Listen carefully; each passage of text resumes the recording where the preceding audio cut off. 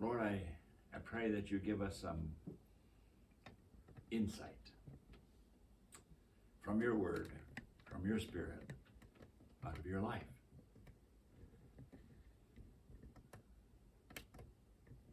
As we have come together here, may this gathering be unto you, Lord, and only for your glory. Amen. Well, where we've come, it seems logical, well, because this is how we've done it. We've always done it this way. So we'll continue doing it this way. But, so where we've come, I want us to, the next logical conclusion is to look at faith. Faith. You know, whoa. So you think about faith, or other people think about faith. What, if you ask somebody, what is faith? What would they say? What are some of the things you may have heard, or you may have said, or about faith? One of the first things I thought about was, if you meet somebody, well, when you meet somebody and they find out that you go to church, I'll just put it that way. Many times they will say, so what faith are you? Mm-hmm. What faith are you? So what does that question mean? I mean, how do you answer that question? They're really asking you what denomination are you? Right. You know, yeah, that's kind of, I think that's what they're trying to say, but I don't know, maybe faith sounds more spiritual, you know, but faith. So, did you know there's only one verse in the whole Bible that defines faith? There's only one verse in the Bible that says faith is whatever it is.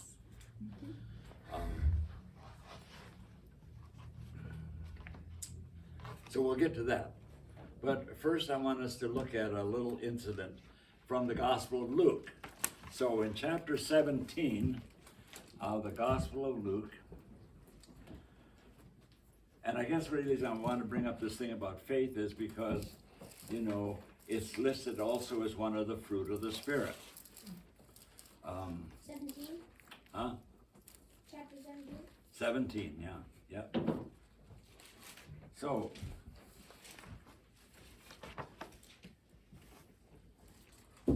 Francis, would you read for us? Sure. Verses 5 through 10. Right. The apostles said to the Lord, "Increase our faith." "If you have faith the size of a mustard seed," the Lord said, "you can say this to the mulberry tree, 'Be uprooted and planted in the sea,' and it will obey you. Which one of you, having a servant attending sheep or plowing, will say to him when he comes in from the field, 'Come at once and sit down to eat'? Instead, he will not tell him, 'Prepare something for me to eat, get ready, and serve me while I eat and drink. Later you can eat and drink.' Does he thank that servant because he did what he was commanded? In the same way, when you have done all that you were commanded, you should say, 'We are the worthless servants. We've only done our duty.'" Mm-hmm. All right. So, you know, so here we look at this incident. The disciples come with a request. "Lord, increase our faith." Well, that's a pretty legitimate request. "Lord, increase our faith."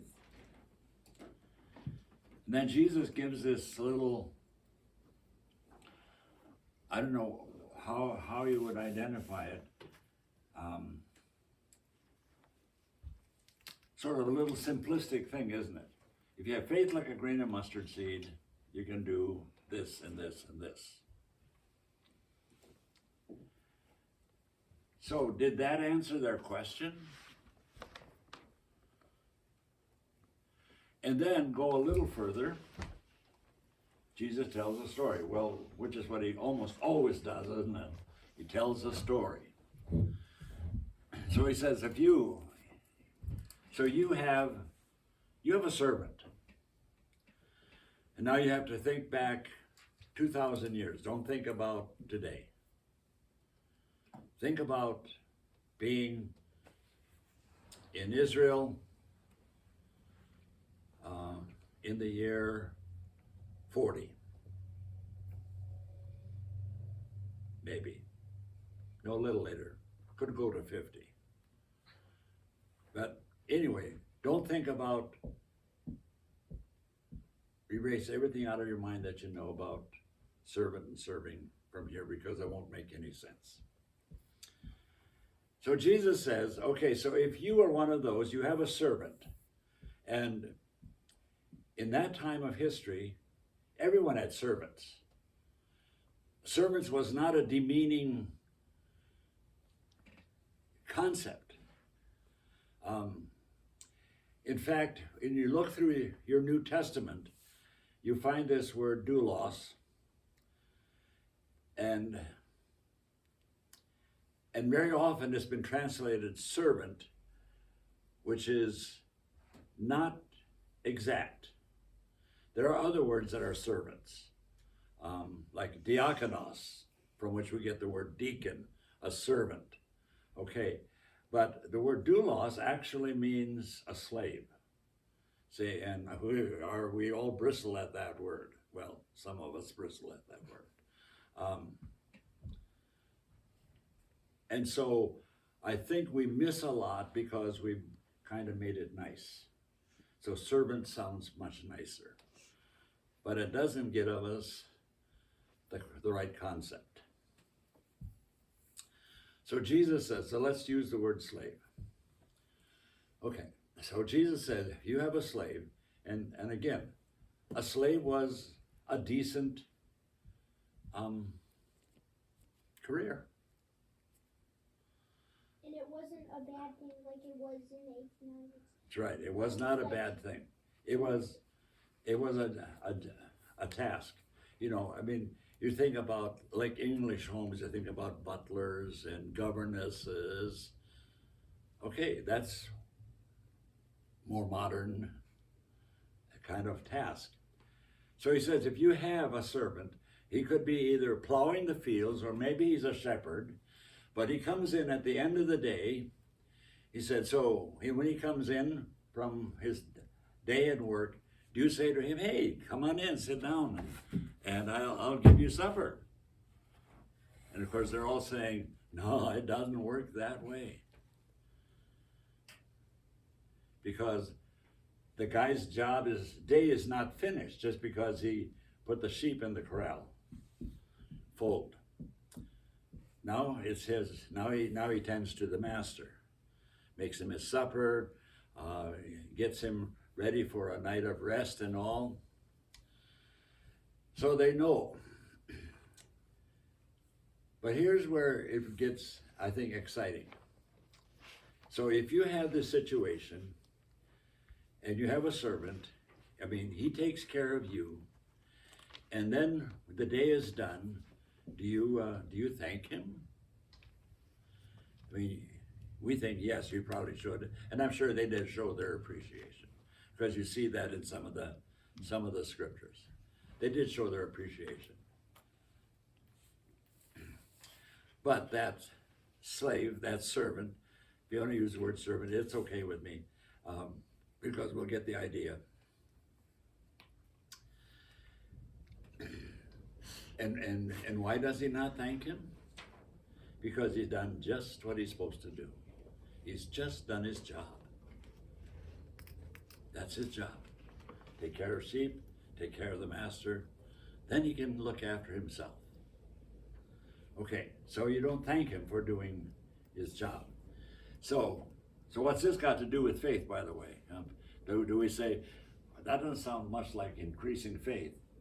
But notice what then Jesus says, so you also,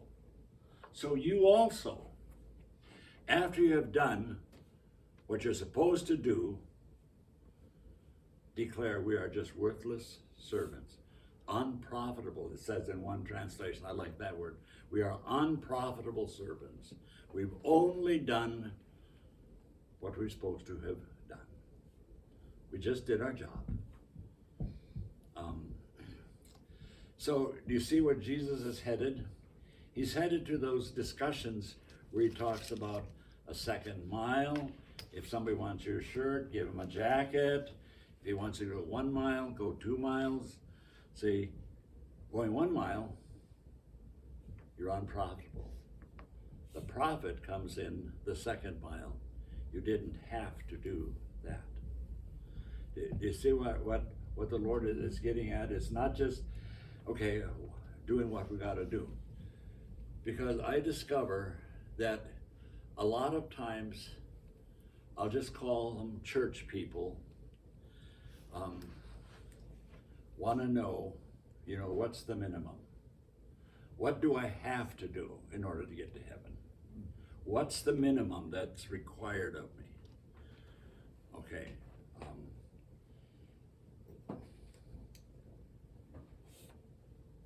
And so Jesus is saying, this is what faith is about. Not just doing what you're supposed to do. Not just being obedient. Not just doing what you got to do. But going beyond. Now, if we bring it up to today, a lot of man's question today is, well, what do I get out of it? What do I get out of it? What you got out of it is what you're supposed to have done.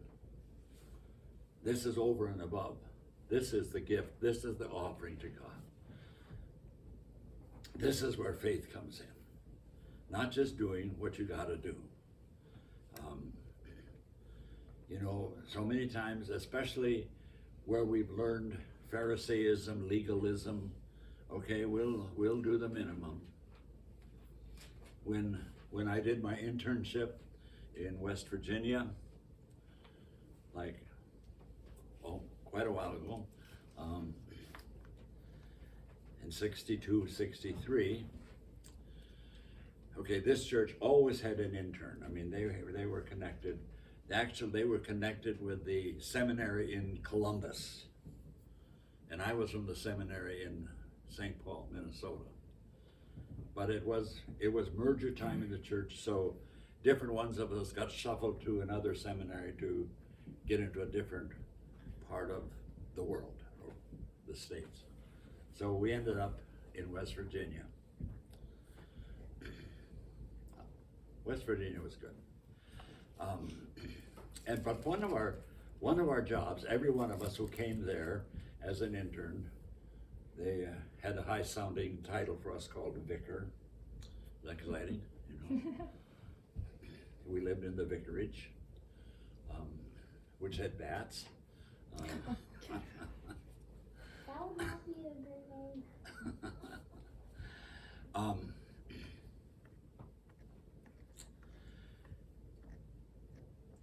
So as I said, one of our jobs was to visit all the people who had not done the minimum that year.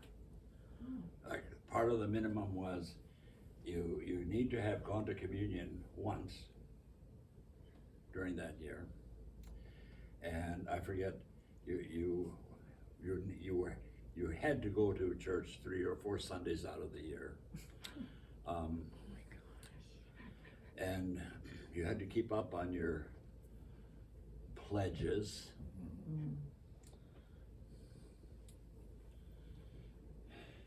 It was a dreadful kind of job. And I just thought, 1 communion a year, that's pretty small minimum.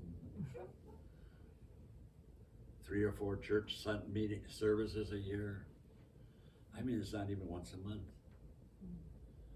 So, but there are those who would do that and then, leave us alone. We did our bit. In a way, that seemed to me pretty extreme because I didn't know anything about that kind of stuff. I still think I don't really, but if you are going to be legalistic, then you will have minimums, I think, You'll just do what you gotta do, just to stay in good I mean, they're good graces, I guess. But where's faith then in all of this? We're just fulfilling religious bondage. And I forget who said this, but I love the statement that the worst prison in the world is religious bondage. Because it doesn't set you free to follow Christ, to love and to worship God. You're just doing your duty. But isn't that part of, like we've been talking about, the Greek system in the world? We want compliance, which may not be discipline. Mostly it isn't discipline. And so we've learned how to engage in behavior modification. Has nothing to do with faith. So here's Jesus saying, you want a greater faith? Do more than you're expected. Do more than the minimum. Do more than what's required.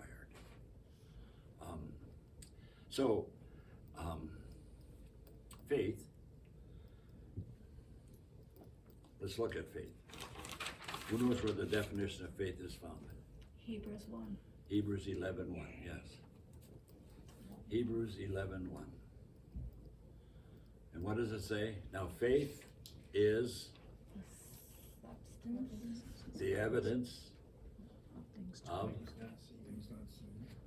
Things hoped for. huh? Things hoped for. Things unseen. And now I had it. The evidence of things You not reached seen. me all up. It's the evidence of things not seen. Evidence of things not seen. And then comes the things hoped for. What does it say about hoped for? I have it backwards, must be. All right, here it is. Now faith is, okay, this is the American Standard 1901.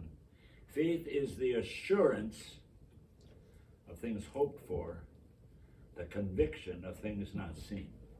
I think we all have memorized it probably out of King James. You can read that there, read it from King Yeah, James. it's, now faith is the substance The of substance, things yes. hoped for. And The evidence of the things. evidence. So faith is, what's substance? Confidence. Huh? Confidence. Conviction. Yeah, it's substance. I mean, substance Real. is real, is something, you know? Things. Huh? We always say things. Yeah. Substance is the reality of that which is hoped for, the evidence of things not seen.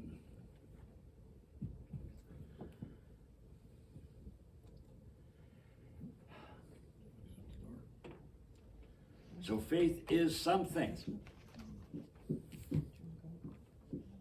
Oh, is it coming up?